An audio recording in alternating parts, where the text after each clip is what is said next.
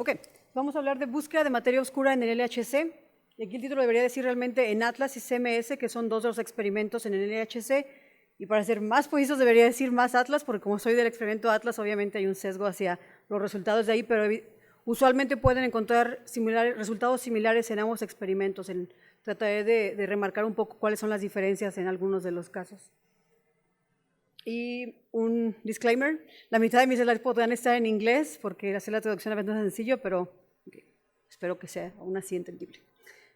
Ok, como muchos de aquí son estudiantes y es muy bueno ver tantas caras jóvenes que están empezando la carrera en física, voy a hacer una pequeña introducción de por qué estamos buscando materia oscura. Lo que tenemos de materia oscura que es diferente a otras nuevas físicas que estamos buscando es que tenemos evidencia de materia oscura, pero no tenemos un modelo concreto que nos pueda explicar la materia oscura. Sabemos de la materia oscura por su interacción gravitacional, es decir, tenemos varios fenómenos gravitacionales que nos dicen que existe la materia oscura o cuánta materia oscura debemos esperar. El término de materia oscura fue introducido inicialmente por Fritz Zwicky, un suizo, que proponía la materia no visible al estudiar este cúmulo coma. Lo que sucedió es que cuando estimas la masa del cúmulo basado en el movimiento de las galaxias cercanas, las galaxias son visibles, y la comparas con la masa que puedes estimar cuando mides el movimiento de las galaxias, la masa que mides es 400 veces más de la esperada, lo que quiere decir que hay una masa que no es visible. Por eso le llamaba la materia oscura. Es decir, que la rotación de las estrellas alrededor del centro de las galaxias no coincide con lo que es la masa visible. Otro de los fenómenos gravitacionales que tenemos para saber de la existencia de materia oscura es lo que llamamos el lente gravitacional. De la relatividad sabemos que los objetos con masa actúan como un lente. Quiere decir que cuando tienes un objeto de masa, va a distorsionar la visión de un objeto que esté más alejado. Por eso puedes llegar, si tienes un observador aquí, puedes ver el objeto que está de simplemente porque la luz se distorsiona alrededor del objeto masivo. Entre más masivo, más distorsión observamos. ¿Qué es lo que sucede? Que muchas veces la distorsión que estamos midiendo u observando no concuerda con la masa que es visible. Entonces, si tienes un objeto masivo en el centro que tiene materia oscura, la distorsión la que puedes predecir es diferente a la que vas a observar. Entonces, sabes que hay masa adicional en este objeto. Estos son algunos de los ejemplos, son las fotos que usualmente vemos que son bonitas para representar este lente gravitacional. Por ejemplo, en este caso, de la Luminous Red Galaxy, que distorsiona la visión de una galaxia azul que está detrás de ella, y entonces en lugar de observar, observas esto, un círculo azul alrededor de la otra galaxia roja. Okay. La otra observación que tenemos es lo que llamamos la colisión de cúmulo de galaxias. Esta foto es muy conocida, es el cúmulo Bala que ya mencioné al inicio de la plática, o el Ballet Cluster. Ese se refiere a un par de galaxias que están colisionando, y estudios que se han hecho en este tipo de cúmulos, por ejemplo, usando la información de lentes gravitacionales, es lo que otorga una fuerte evidencia de materia oscura. ¿Qué es lo que sucede? Cuando tenemos galaxias, las galaxias están compuestas por varios tipos de materia. Tenemos materia oscura, como ya sabemos, tenemos la materia bariónica, que pueden ser mayormente gases, tenemos las estrellas, que obviamente las estrellas son visibles, se pueden observar con luz visible. Cuando se colisionan dos galaxias, obviamente el diferente tipo de materia que tenemos va a interaccionar de manera diferente, y al estudiar ese tipo de interacciones es como podemos saber del componente de materia oscura. Por ejemplo, aquí lo que observamos es en azul, está representado, obviamente eso es una visión artística, está representando el componente de materia oscura. Como pueden ver, la materia oscura va a pasar sin interaccionar con los otros objetos, lo que quiere decir que no se va a ver afectada por la colisión. Las estrellas son afectadas principalmente en el movimiento, pero como es visible es algo que fácilmente podemos ver y medir, mientras que los gases, que es lo que está representado en rojo, obviamente van a interaccionar y los podemos estudiar usando rayos X. Entonces, al pasar la colisión, ustedes observan que la materia oscura que está en azul no se distorsiona, mientras que lo en rojo, que son los gases, se distorsiona. En este caso, pues, tenemos la galaxia que se modifica en una forma de bala, simplemente porque pasó a través de la otra. Lo que tenemos al final es esta hermosa fotografía del cúmulo Bala, donde vemos que la materia oscura, en azul de nuevo, no interacciona en la colisión, pero la podemos medir por medio del lente gravitacional, mientras que los gases que están en rojos mantienen ahora esta nueva forma en forma de bala que se estudia con rayos X. Así que de nuevo nos da una información sobre la existencia de materia que no podemos ver. Otra de las evidencias que tenemos es de la medición del Cosmic Microwave Background, que es la radiación del fondo cósmico. Técnicamente es la radiación electromagnética que nos queda, que se produjo durante el Big Bang, lo que llamamos el eco del Big Bang. Lo que sucede aquí es que la materia ordinaria y la materia oscura van a interaccionar de un modo diferente con esta radiación. Entonces, todas estas diferencias se pueden observar en el Cosmic Microwave Background. Lo que hacemos es estudiar el espectro de potencias de las anisotropías, de las fluctuaciones o inhomogeneidades del CMB, y podemos deducir parámetros cosmológicos. Por ejemplo, este espectro de potencias nos da información sobre la densidad de materia bariónica, que es la materia ordinaria, la densidad de la materia oscura, etc. Obviamente ya tenemos varias generaciones de estos satélites que nos han dado esta información. Como la tecnología va avanzando, el tiempo va pasando, tenemos mayor sensibilidad y obviamente la precisión con la que estamos midiendo va mejorando. Hasta ahora los últimos resultados que tenemos vienen del satélite Planck. Entonces, de los resultados del 2015 de Planck sabemos la composición de materia ordinaria y materia oscura en el universo. Sabemos que el 5% del universo es materia ordinaria, la bariónica, el 26% es materia oscura, el resto es energía oscura, que es otro tema aparte. Entonces, de la materia que tenemos, el 84% es materia oscura. Entonces, obviamente es un componente importante que queremos entender dentro de la física o en general para saber de qué está compuesto el universo. Pero empezamos con la materia ordinaria, que es el 5%. Mayormente se explica o se entiende por medio del modelo estándar de las partículas elementales. Muchos habrán escuchado de él. Obviamente el modelo estándar es un tema aparte y merece una plática por separado, no voy a hablar de él. Solo quiero mencionar que es una teoría bastante exitosa en el sentido de que cuando tenemos mediciones de precisión concuerdan muy adecuadamente con las predicciones teóricas que tenemos con el modelo, pero obviamente no es perfecto y tiene ciertos problemas. El primer problema que muchos de ustedes conocerán es lo que llamamos el hierarchy problem, el problema de jerarquía de escalas de masa. Simplemente que hay una gran diferencia en la escala de la masa de las fuerzas gravitacionales y la de la fuerza débil. El segundo es el fine tuning, quiere decir que para poder medir la masa del Higgs necesitamos necesitamos correcciones cuánticas para evitar grandes divergencias en la masa del Higgs. El otro problema es que no tiene un candidato de materia oscura y tampoco nos explica por qué la materia oscura es responsable de la mayor parte del universo. Bueno, y hay otros. Pero como mencioné, muchísimas teorías obviamente van a tratar de explicar o resolver diferentes partes de estas preguntas que tenemos del modelo estándar. Yo ahorita me voy a enfocar un poco a las búsquedas que tenemos de materia oscura, enfocándose más a las búsquedas en sí, más que a los modelos que tratamos de usar para explicar. Pero, para buscar materia oscura, obviamente necesitamos saber un poco de las características que estamos buscando. Entonces, ¿qué propiedades buscamos? Sabemos que interactúa gravitacionalmente, es decir, que puede ser masiva o que puede ser un efecto gravitacional. Sabemos que es oscura porque no interactúa, es eléctricamente neutral. Sabemos que interactúa con la fuerza débil. Sabemos que es estable, al menos durante la edad del universo, o sea que es cosmológicamente estable. Y podemos decir que es no relativista si consideramos que es masiva, es lo que llamamos lenta o fría. Entonces, basado en eso, vamos a proponer, o al menos considerar la posibilidad de que hay una nueva partícula para caracterizar la materia oscura. Como mencioné, no solo tiene que ser una nueva partícula, puede ser un nuevo efecto gravitacional, pero eso no nos ayudaría para buscarlo dentro del LHC. Entonces tenemos que enfocarnos al tipo de modelo que podemos buscar en el LHC. Entonces buscamos una nueva partícula y esta nueva partícula tiene que tener interacciones no gravitacionales con el modelo estándar, pero como no lo estamos viendo en abundancia, quiere decir que estamos buscando acoplamientos efectivos pequeños con el modelo estándar. Entonces buscamos por partículas nuevas. Y también nos vamos a enfocar en modelos que tienen acoplamientos bariónico efectivo. Quiere decir que lo vamos a poder producir en estas colisiones protón-protón que tenemos en el LHC, por ejemplo. Entonces, obviamente voy a introducir el candidato principal que estamos usando en el LHC y para eso vamos a ver un poquito de la historia del universo, que obviamente no soy experta, pero aquí va para los nuevos para que tengamos una idea.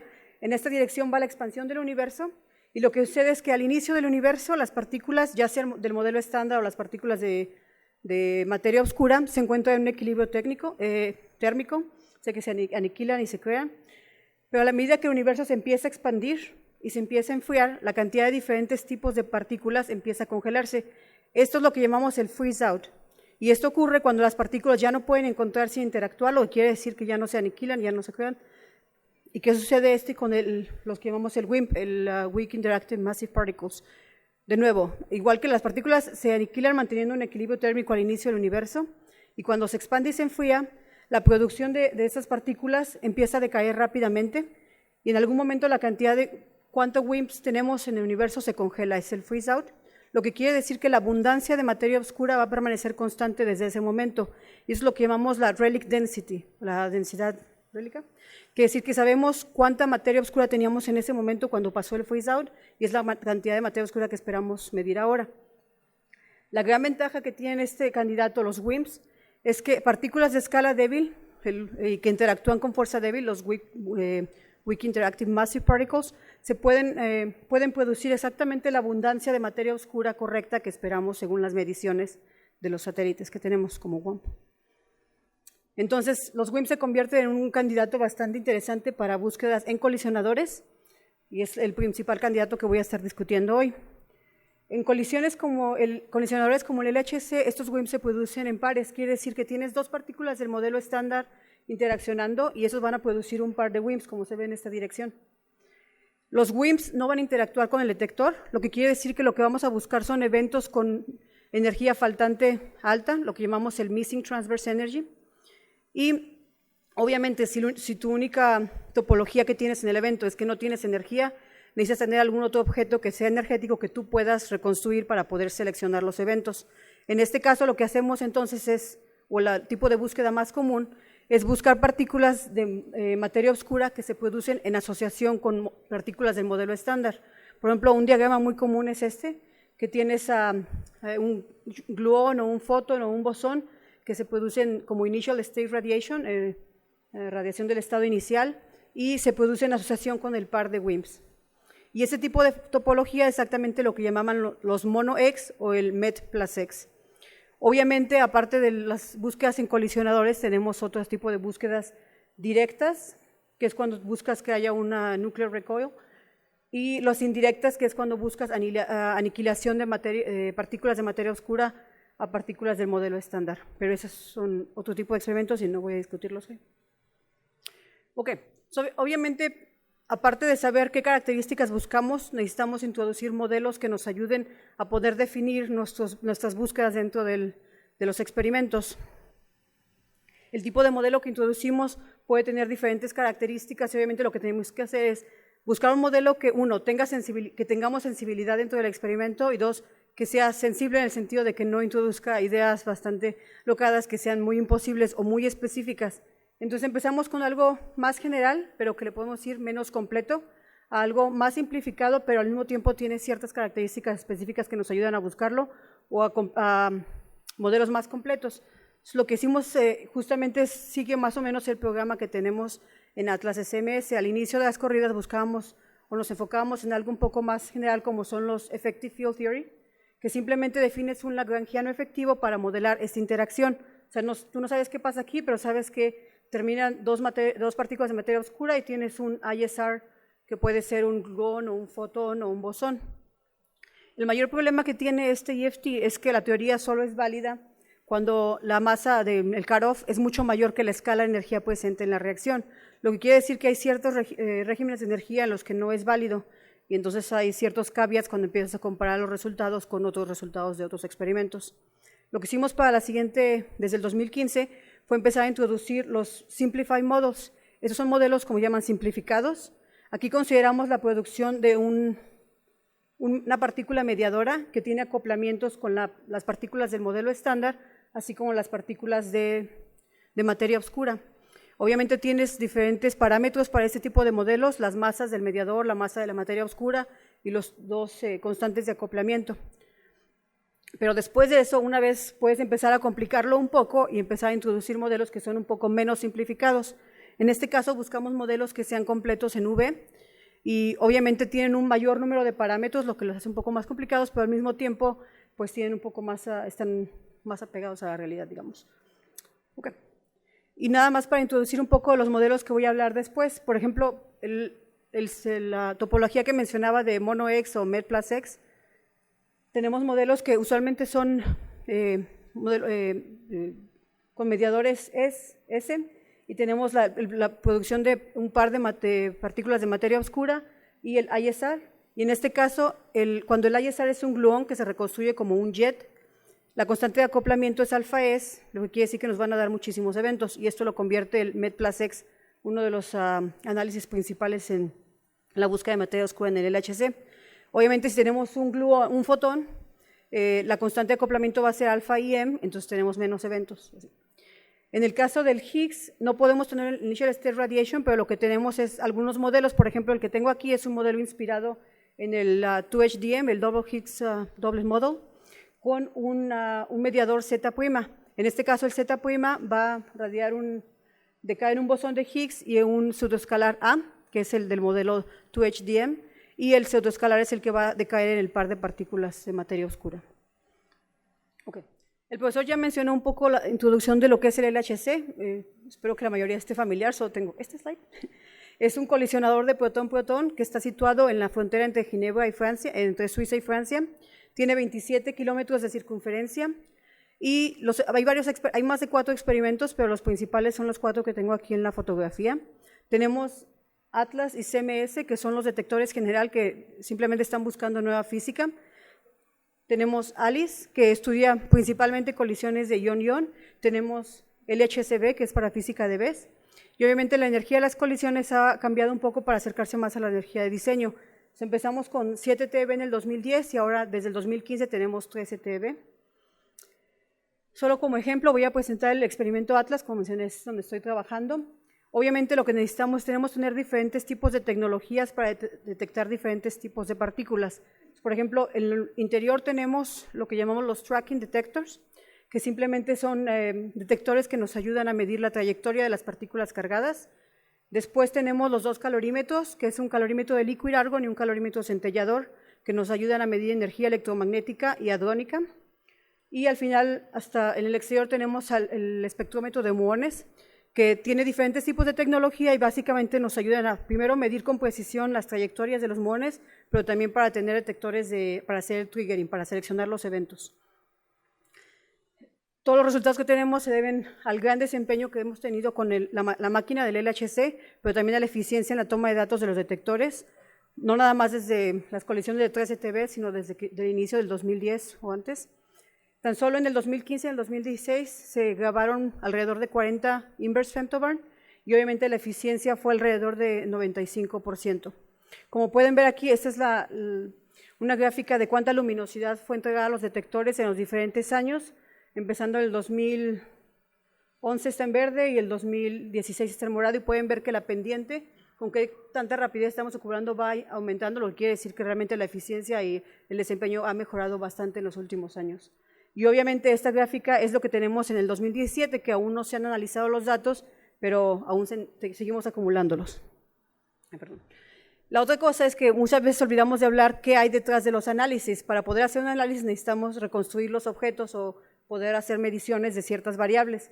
El análisis que voy a presentar hoy requieren, por ejemplo, una excelente medición de la Missing Transverse Energy, que por ejemplo en este caso vemos la gráfica de resolución de la MET, la Missing Transverse Energy, en eventos de Z a par de electrones. Y obviamente lo que necesitamos es tener un buen entendimiento de los dos, de los datos de colisiones, pero también de las simulaciones de Monte Carlo que utilizamos. La otra cosa es que necesitamos poder calibrar los jets a escalas de multi-TeV, muy energéticos, porque obviamente tenemos menos eventos, pero son los eventos que podrían resultar más interesantes. Finalmente, la otra cosa es que también reconstruimos jets en un cono de radio amplio. En este caso lo hacemos para medir objetos que están impulsados o tienen un boost, están más energéticos, pueden estar más colimados, lo que quiere decir que en lugar de reconstruir los diferentes jets pequeños, puedes reconstruir un jet grande que obtiene toda la partícula inicial. Y en este caso, cuando medimos la masa de ese tipo de objetos, optimizamos la información que tenemos de los calorímetros y los detectores de tracking. Por ejemplo, para darse una idea, si yo mido la masa de los jets solo usando los calorímetros, esta sería la resolución, que como pueden ver se infla bastante para altos PT, pero cuando empiezo a utilizar también la información de los tracking, la resolución se controla un poco mejor. Es decir, que lo que necesitamos hacer es optimizar la forma en que hacemos las mediciones. Obviamente se vuelve más complicado, es más trabajo, pero es la única forma de que podemos mejorar las mediciones. La otra cosa que valdría la pena mencionar, a pesar de que no voy a decir mucho sobre esto después, es lo que llamamos el boson tagging. Ya mencionaba que una partícula decae hadrónicamente, podemos reconstruir separadamente los dos jets del decaimiento, pero en cuanto tenemos más momento transversal, los objetos del decaimiento pueden estar más colimados, entonces a lo mejor nos conviene mejor reconstruir un solo jet, pero de un cono más amplio, que es lo que se observa aquí en rosita. Y lo que sucede es que obviamente en cuanto empiezas a abrir tu cono de reconstrucción, puedes empezar a tomar otras cosas que no son parte de la partícula inicial, lo que llamamos el pileup, que son eventos adicionales de otras colisiones que suceden simultáneamente. Entonces hay diferentes técnicas para amortiguar esto, por ejemplo, lo que llamamos el trimming, que es simplemente remover los constituentes o componentes de menor energía y volver a rehacer la reconstrucción, etc. Entonces todo ese tipo de técnicas van a mejorar la resolución de la masa. Y basados también en el boson tagging, ya que tenemos un jet de cono amplio, podemos empezar a investigar lo que llamamos la subestructura, cómo se ve la estructura del jet grande por dentro. Y esto, estudiando las señales que estamos tratando de medir, los backgrounds, podemos definir variables de discriminación. Como esta es muy común, la D2, que simplemente utiliza información de las correlaciones de energía basados en las separaciones angulares de los diferentes componentes de los jets. Ok, empezamos con los resultados. El primero que voy a presentar es el que ya mencioné, el que llamamos el monojet o jet plasmet, que es uno de los más significativos y es uno de los que yo estuve trabajando por un par de años.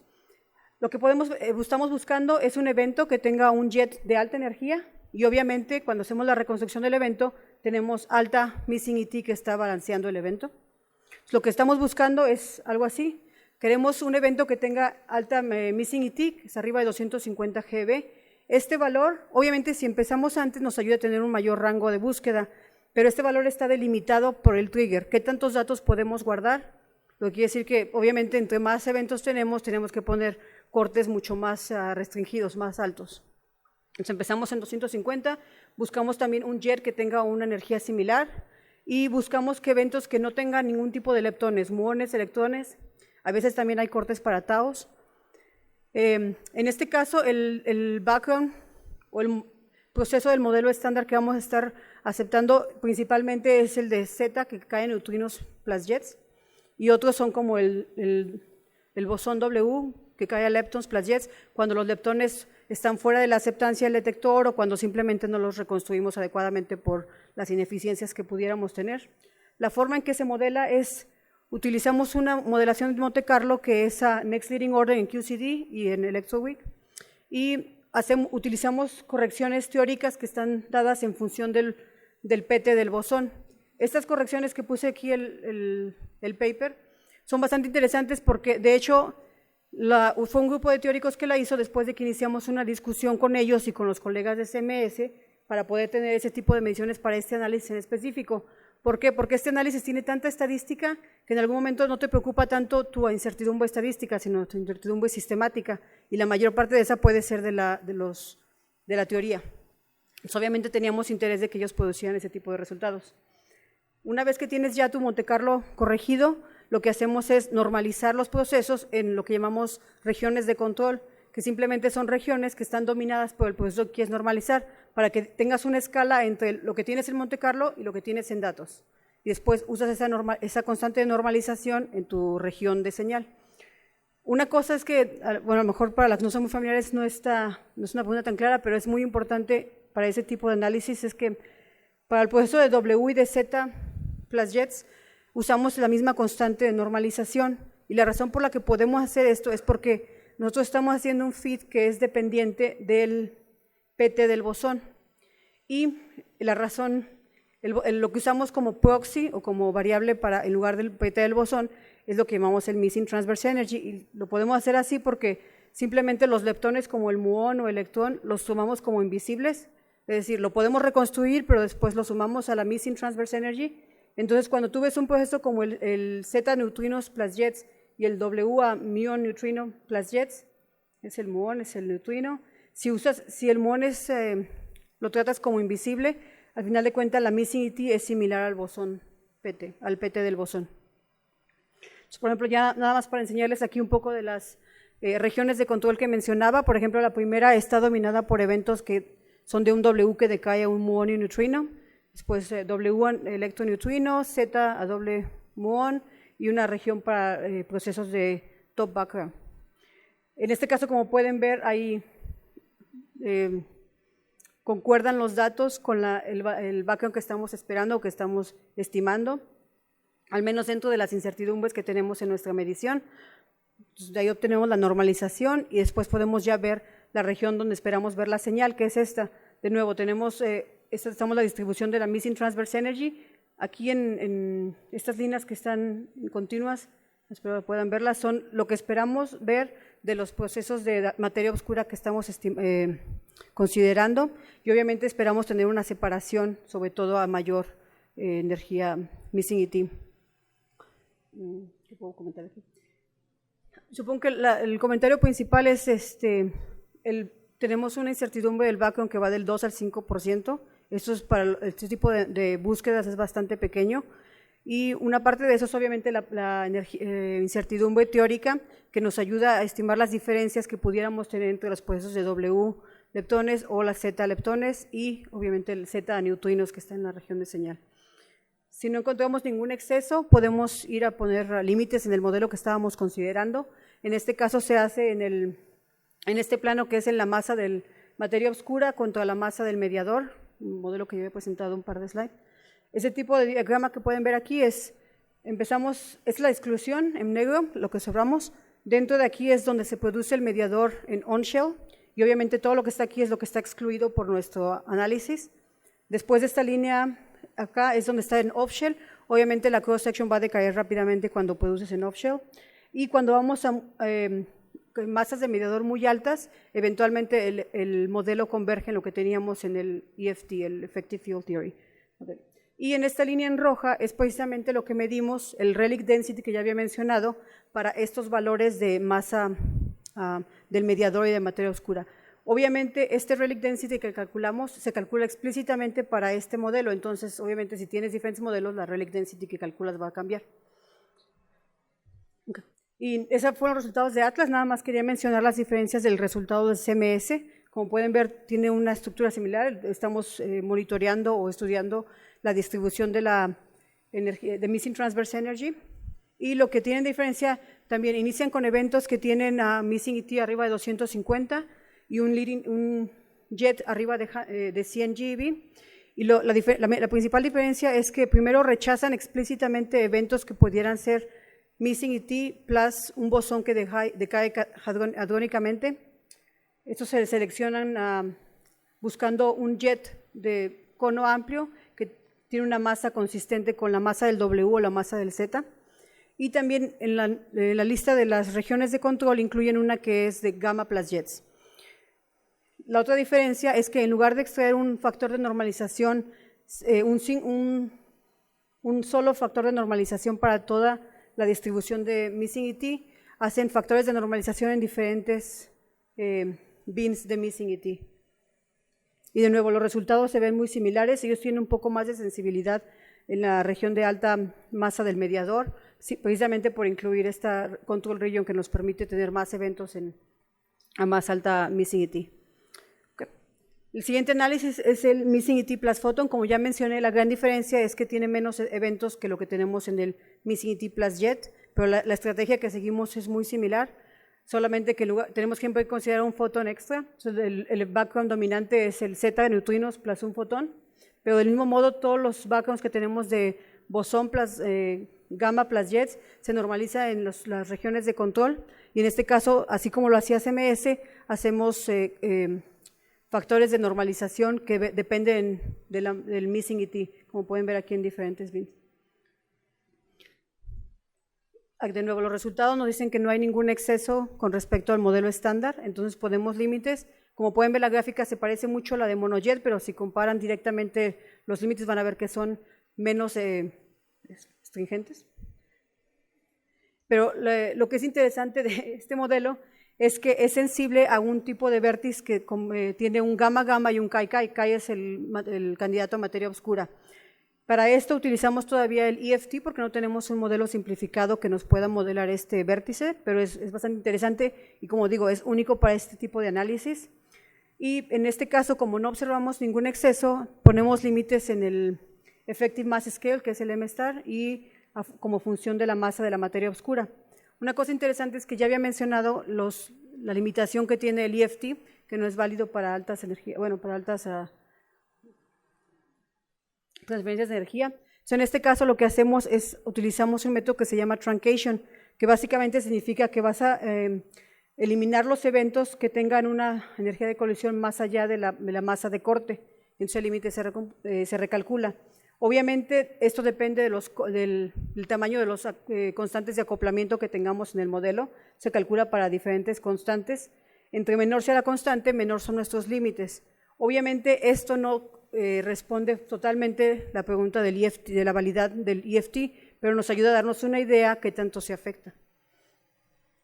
Okay. Entonces, si tenemos el fotón y tenemos el gluón en el Initial State Radiation, también tenemos un bosón. En este caso tengo el análisis cuando el Z decae a leptones, entonces buscamos eventos con un par de leptones que están reconstruidos cerca de la masa del Z y con cierta cantidad de Missing Transverse Energy. Como pueden ver, el corte aquí es menor simplemente porque como puedo hacer el triggering o puedo seleccionar el evento usando los leptones, puedo ir a más baja Missing Transverse Energy.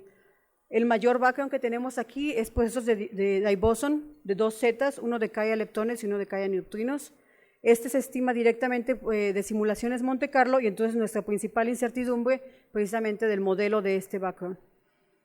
De nuevo, es el mismo plano en el que había presentado los otros y también tiene mucho menos sensibilidad, pero es un resultado interesante y esta topología se utiliza para otros modelos también, entonces no es nada más único para materia oscura. Obviamente también tenemos las búsquedas cuando es un Z o un W y decae hadrónicamente, y están interesados, aquí está la referencia, nada más que no hay un update reciente. Ok, el siguiente es el Missing ET y un Higgs, lo que llamamos la señal de mono Higgs, y eso es interesante porque nos da un probe directo entre el dark matter y el modelo estándar acoplamiento. Y obviamente el canal de decaimiento principal del Higgs, que es el BB, es uno de los principales canales que utilizamos para esta búsqueda también. Para esta búsqueda utilizamos dos tipos de estrategia. La primera es lo que llamamos el resolve, que quiere decir que no tienes mucha energía, entonces tú puedes reconstruir explícitamente los dos jets B. Y el otro es el merge, que quiere decir que tienes mucha energía, es lo que decía hace rato de la construcción, está impulsado, tiene un boost, entonces los dos Bs van a estar suficientemente cerca que los reconstruyes en un solo cono de mayor amplitud.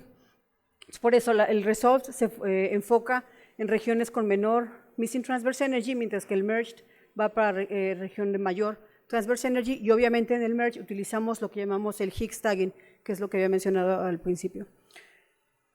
Lo que hacemos es hacer un fit de la masa del candidato del Higgs. En el caso del resolve, como pueden ver aquí, reconstruyo la masa de los dos jets que tengo de los dos Bs, y es lo que observamos aquí, los diferentes procesos del modelo estándar que contribuyen.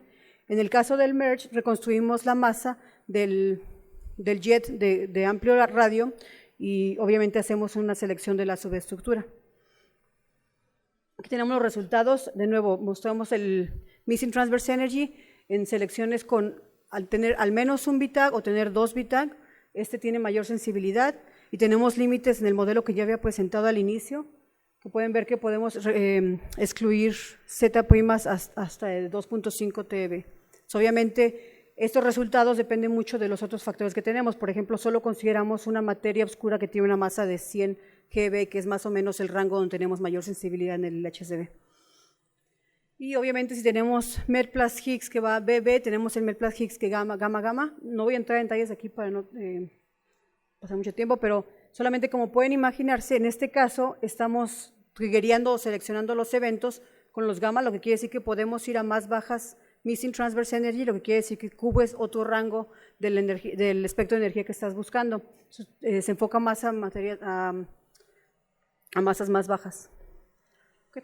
El otro tipo de resultado que es interesante, que tampoco voy a discutir en mucho detalle, es el Missing Transverse Energy más el Heavy Flavor, o sea, pueden ser quarks bottom o quarks top. Y lo que es interesante de esta es para la gente que hace supersimetría, ustedes estarán familiares con este tipo de diagrama. Tenemos un stop que va a decaer en un top y un neutralino. Los neutralinos son invisibles para el detector, lo que quiere decir que también dejan Missing Transverse Energy, Entonces, si comparan estos dos diagramas, este es un escalar o pseudoescalar, un mediador escalar o pseudoescalar, los diagramas tienen un estado final bastante similar, lo que quiere decir que la búsqueda que hacemos para ese tipo de partículas de supersimetría se puede aplicar para ese tipo de modelos y es lo que hacemos en Atlas y en CMS.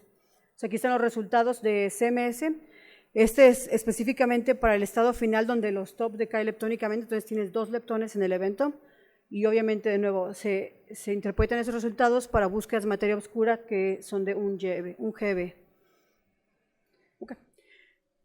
Ahora, lo que estaba presentando hasta ahora son lo que llamamos búsquedas directas de candidatos de materia oscura, pero si tengo un diagrama de este estilo, donde el mediador que estoy introduciendo tiene un acoplamiento con el Standard Model y con la materia oscura, obviamente puedo tener este diagrama, donde el mismo mediador va a decaer en un par, por ejemplo, de quarks, lo que nos da una topología de dye-jet, pero también, obviamente, si tengo un acoplamiento con leptones, puede ser un par de leptons lo que esté buscando. Entonces, este tipo de diagramas lo buscamos con lo que llamamos las búsquedas de resonancia, empezando, por ejemplo, con búsquedas de resonancia de dye-jets.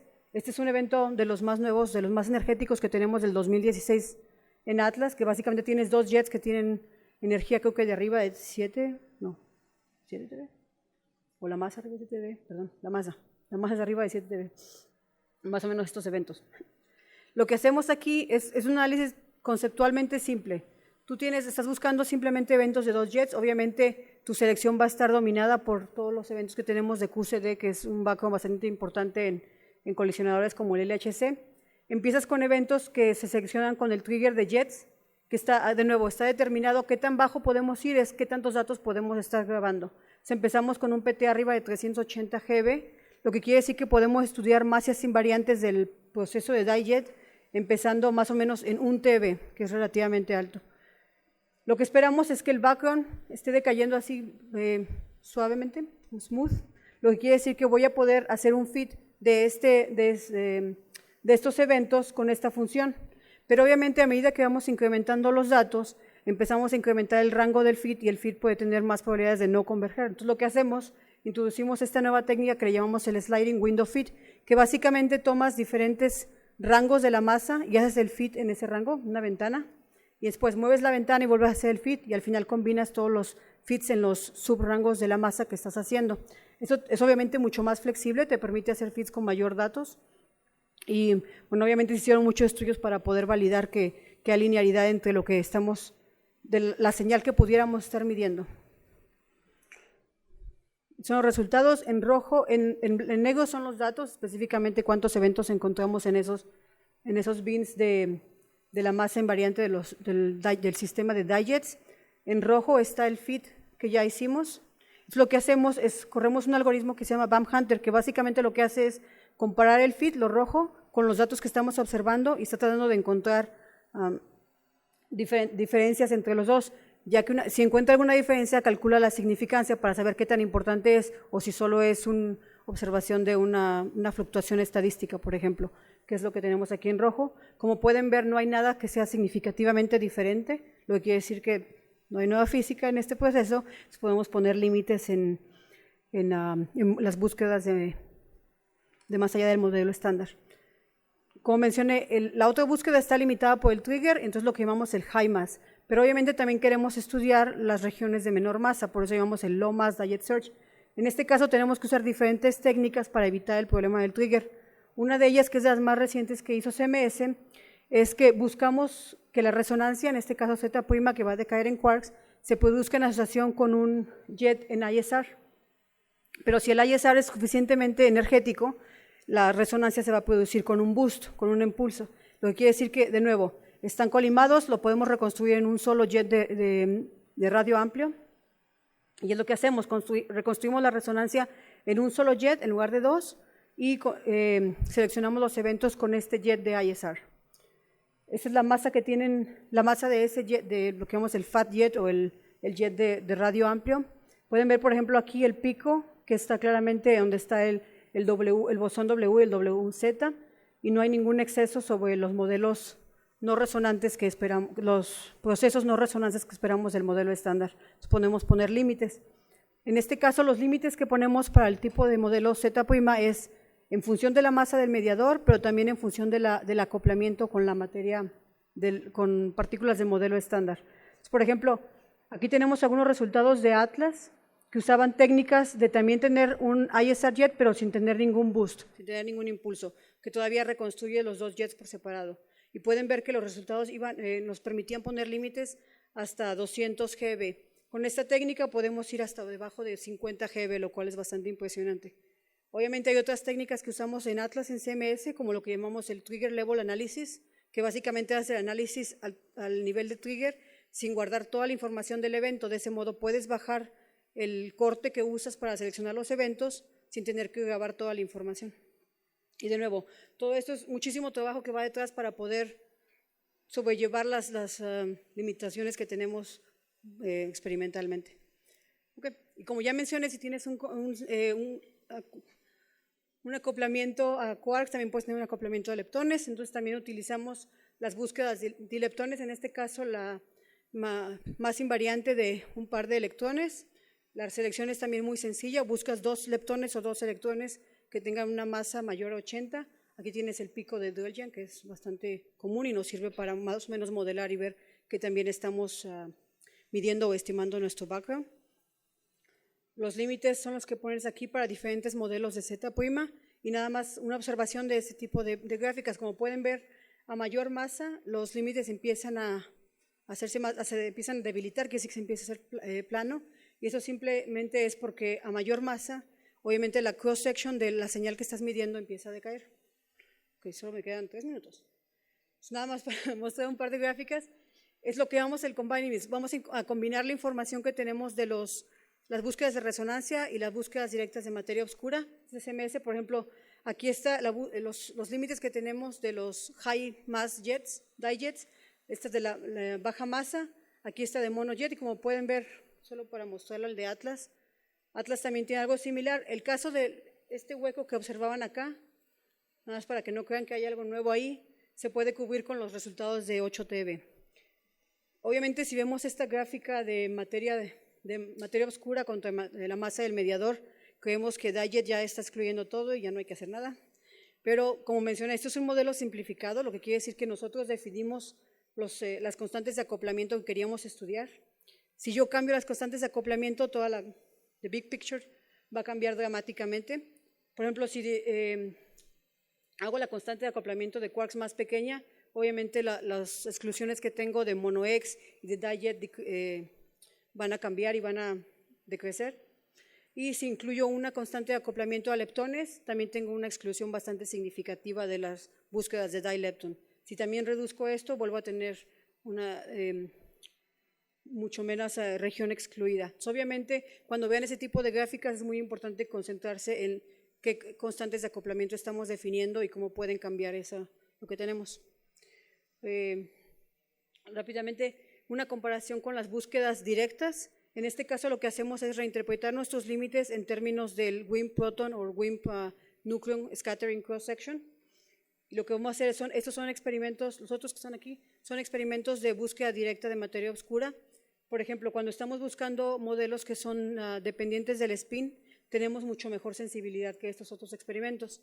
Cuando estamos viendo modelos que son independientes del spin, tenemos mucha complementariedad aquí en la materia baja. Es decir, sabemos que podemos excluir materia oscura con los experimentos arriba de 10 GeV, pero menos de 10 GeV estos empiezan a perder sensibilidad muy rápido, entonces es cuando el LHC puede decir algo nuevo. Ese tipo de complementariedad es muy importante para poder discutir con gente que no está en el LHC, pero está buscando materia oscura con otros experimentos. Entonces, obviamente es interesante para ambos lados. Y solo tengo una última. Obviamente hay muchas cosas que no puedo discutir que estamos haciendo en el LHC. Quería mencionar esta porque es una pregunta muy usual. Obviamente hay búsquedas del Higgs invisible o Higgs que decae en un par de neutrinos y hay diferentes canales de búsqueda como el Vector Boson Fusion, un ZH o un GGH. CMS y también Atlas ha realizado búsquedas para este decaimiento del Higgs en diferentes energías. CMS lo que hizo el año pasado es que publicó una combinación de todas las búsquedas de los diferentes años, no lamentablemente, pero en ese entonces de 13 TeV solo teníamos 2 inverse femtobarn, así que obviamente hay muchos más datos que no han sido incluidos, Pero esto nos permite, si estás buscando un Higgs que decae a dos partículas invisibles, nos permite poner límites en el modelo de Higgs portal, que es cuando el Higgs decae en materia oscura, siempre que la masa del candidato a materia oscura sea menor a la mitad de la masa del Higgs por bosones. Obviamente aquí tenemos de nuevo los límites, el modelo fermiónico y escalar y la misma mensaje que el anterior. Como podemos ver, la complementariedad que tenemos es en la masa baja, cuando tenemos masa de materia oscura baja, abajo de 10 GeV. Otras búsquedas que no mencioné, por ejemplo, todos los constraints que tenemos de SUSY searches también pueden ser interpretados por materia oscura. Hay modelos de flavor changing neutral current que buscan monotops, o sea, missing ET plus un top quark, que también pueden ser interpretadas con materia oscura. Todo lo que llaman el dark sector, que tengo muy poca experiencia, así que no puedo decir más de eso, pero todo eso no lo incluí, pero obviamente dentro del programa de Atlas hay ciertas búsquedas que están enfocadas a eso. Y ya, solo quería mencionar que Atlas y CMS tienen un amplio y muy detallado programa de búsquedas de materia oscura y obviamente no nada más directas, pero también de los mediadores que se introducen en los modelos simplificados que utilizamos. Y bueno, obviamente estas búsquedas juegan un rol muy importante en el programa en general del LHC y estamos muy interesados en discutir y en entender la complementariedad que tenemos con los detectores búsquedas directas o indirectas. Y como ya mencioné al principio, tenemos más datos del 2017 que aún están por analizarse, así que aún falta mucho. Gracias.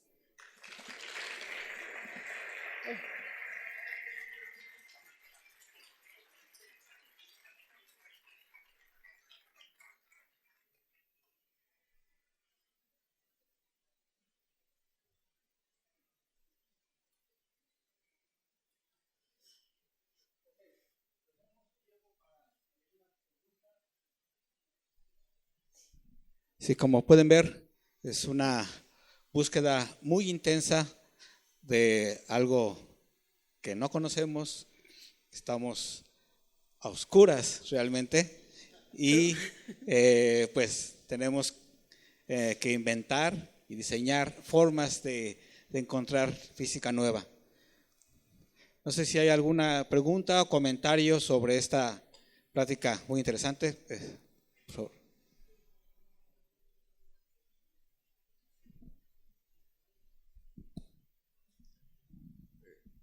¿Hay o no hay? Bueno, la ventaja que tiene materia oscura de las cosas como mencionaba al principio es que tenemos evidencia de su existencia, sabemos que existe, solo que no podemos explicarla dentro de los modelos que tenemos. Obviamente muchas veces introducimos, por ejemplo, supersimetría. Tenemos el modelo, lo podemos explicar, podemos predecir el tipo de observaciones que podemos tener, pero no tenemos evidencia. Entonces, obviamente, es la diferencia entre estos dos. Y esto lo hace bastante interesante. Obviamente, el LHC no es el único que tiene algo que decir. Hay muchísimos más experimentos buscándolo, pero quizás lo encontremos, quizás no. ¿Favorece a los bosones o a los fermiones? No estoy segura que entienda la pregunta. No sería un bosón. Bueno, usualmente cuando usamos el IFT lo modelamos como fermiones, pero no estoy segura que podamos responder, o que pueda responder si favorece uno o otro. Porque hay modelos de materia oscura basados en campos escalares, la ecuación de Gross-Pitayevsky, bosones en diferentes formas. Pero no, sí, de hecho, como mencionaba, en Atlas sí tenemos modelos que son también escalares, como los que usamos de Metlas, Heavy Flavor. Estos son modelos escalares y pseudoescalares. Y creo que un modelo escalar o pseudoescalar que se utilizaba para explicar el exceso que tenía en Fermi-Lat en algún momento, pero hasta que no tengamos evidencia no estoy segura que podamos responder si uno favorece el otro. Muchas gracias. Aquí otra pregunta de... Y se ve que es un análisis muy complejo. Yo tengo una pregunta realmente muy ingenua. Cuando al principio nos dijiste que las galaxias chocaban, yo me pregunto cuánto tardan dos galaxias en chocar y si uno realmente tiene tiempo en su vida para observar el choque de galaxias. Eso sí no lo entendí. Es una pregunta más astrofísica, a lo mejor el siguiente expositor quiere responderla. La verdad no, es bastante interesante, pero no tengo una respuesta adecuada. Sería inventar algo. Sí, Pablo. Creo que la pregunta anterior, aquí, Sí, creo que la sí, pregunta anterior, la primera, no se refería al mediador, sino a la partícula de materia oscura. Sí. Ok, ya. Okay, por eso Si mencionaba que uno de los candidatos que era escalares en lugar de... Okay. No sé si quieres decir algo de eso. No, solamente eso, sí, está bien, los entiendo ya el comentario del escalar. Y bueno, otro comentario es que, pues, como ya dijiste y también dijo Arturo, pues se sabe poco de la materia oscura, más allá de su presencia como contenido energético en el universo. Entonces, una de las posibilidades que hay abierto también sería el caso de baja masa, masa por debajo del gigaelectronvoltio, aunque el WIMP Miracle funciona, podría no ser la solución. Entonces, en ese caso habría que ir a otros experimentos y ahí sí sería difícil explotar la complementariedad con el HC, ¿no? Sí, exactamente lo que mencionaba, que la búsqueda de materia directa, que son los de búsqueda en scattering. Bueno, en ese caso, a muy baja masa empiezan a sentir sensibilidad porque cualquier tipo de oscilación que puedan medir es el ruido o el noise que tienen es bastante alto. Entonces, ahí es cuando tenemos que comentar, porque en principio en el HC no tenemos un límite de qué tan bajo la masa puede ser los modelos. Sí. Otra pregunta, hasta allá, por favor.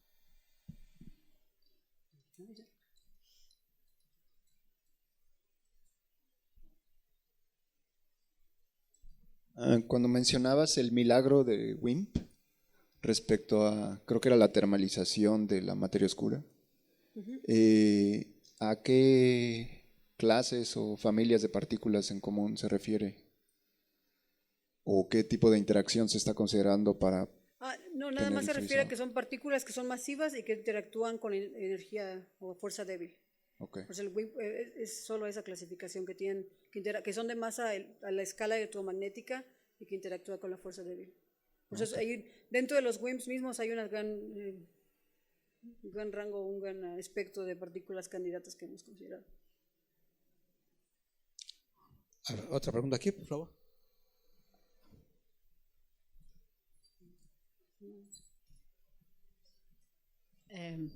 Los datos que has presentado corresponden a 3 o 4 años de funcionamiento del LHC y ahora queda 1 año y medio.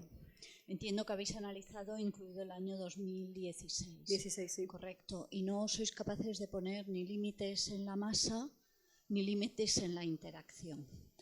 Si yo he entendido bien. Más bien sí ponemos límites, ¿no? Lo que no podemos hacer es encontrarla todavía, pero límites sí hay, sí. O sea, ¿los datos excluyen algún tipo de masa para los WIMP? Esa es mi pregunta. Exacto. Los datos, como usted mencionó, ya hemos estudiado hasta los datos del 2016, obviamente nos faltan de lo que llamamos la corrida 2 del LHC hasta el 2018. ¿Sí, pero lo que hacemos es proponemos un modelo, en este caso los modelos simplificados, y dentro de ese modelo ponemos límites a la masa o a las constantes de acoplamiento, pero de nuevo, dentro de ese límite, obviamente, dentro de ese modelo, perdón. Si cambias ligeramente el modelo, los límites van a cambiar, entonces depende mucho del modelo que estés introduciendo, pero los límites son los que tenemos. Tener más datos nos permite poner límites más estringentes. Obviamente puedes decir que puedes cubrir más rango de regiones kinemáticas que estés estudiando, pero también tiene complicación que el análisis se pone un poco más complicado, porque quiere decir que te empiezas a preocupar por otras incertidumbres sistemáticas que no tenías antes.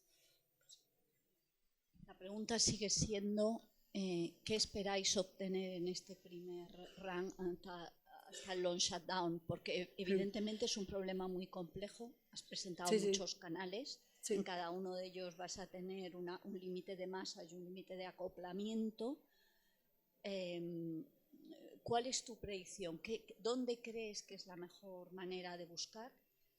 Por ejemplo, al fin y al cabo, el Higgs se acabó obteniendo en el canal con electrones y muones y con gamas porque fue más limpio que el de... Es similar a eso, lo que quiere decir, tenemos más datos, tenemos acceso a procesos que tienen los cross-section más pequeños.